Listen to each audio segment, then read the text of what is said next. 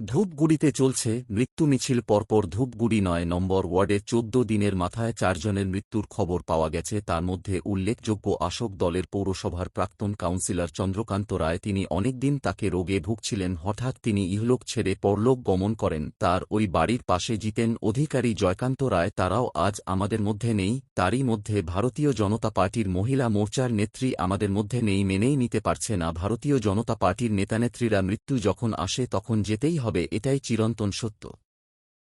জন্মিলে মৃত্যু হবেই। যাই হোক, এক কথায় রবিবার যেমনই ছুটি তেমনি সকাল থেকেই কান্নায় ভেঙে পড়েছেন প্রাক্তন কাউন্সিলর বাড়ির পরিবার পরিজনরা। তারপরেই সন্ধ্যায় মহিলা মোর্চা নেত্রীর বাড়িতে কান্নায় ভেঙে পড়েছে তারই পরিবার। এক কথায় শোকের ছায়া ধূপগুড়ির বুকে। আপনারা দেখছেন ধূপগুড়ির খাস খবরই। আমাদের ৯ নম্বর ওয়ার্ডের তৃণমূল কংগ্রেসের বরিষ্ঠ নেতৃত্ব চন্দ্রকান্ত রায় গতকাল রাত্রে পরলোক গমন করেছে। কি কারণে? তিনি অসুস্থ ছিলেন। কালকে রাত্রেবেলা উনি একটু অসুস্থ বোধ করেন, জলপাইগুড়িতে নিয়ে গেলে ওখানেই উনি শেষ নিঃশ্বাস ত্যাগ করেন। তিনি কাউন্সিলর ছিলেন, তারপর কি পঞ্চায়েত ছিলেন? উনি 1998 সাল থেকে পঞ্চায়েত ছিলেন, দুবারের পঞ্চায়েত ছিলেন, উনি কাউন্সিলর ছিলেন এবং ৯ নম্বর ওয়ার্ড তৃণমূল কংগ্রেসকে উনি পরিচালনা করতেন। এবং ওনার ওয়াইফ পরবর্তীতে দুবারের কাউন্সিলর ছিলেন।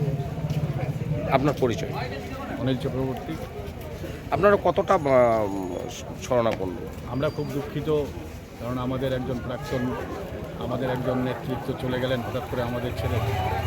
আমরা ভীষণ দুঃখিত এই ব্যাপারে। পৌরসভায় কোনো সংবর্ধনা, পৌরসভায় কোনো মাল্যদান করবেন? পৌরসভায় আমাদের দলীয়ভাবে আমাদের দলীয় পার্টি অফিসে তাকে শেষকৃত্যের জন্য তাকে আমরা শ্রদ্ধা নিবেদন। পার্টি অফিসে অনুষ্ঠান হবে।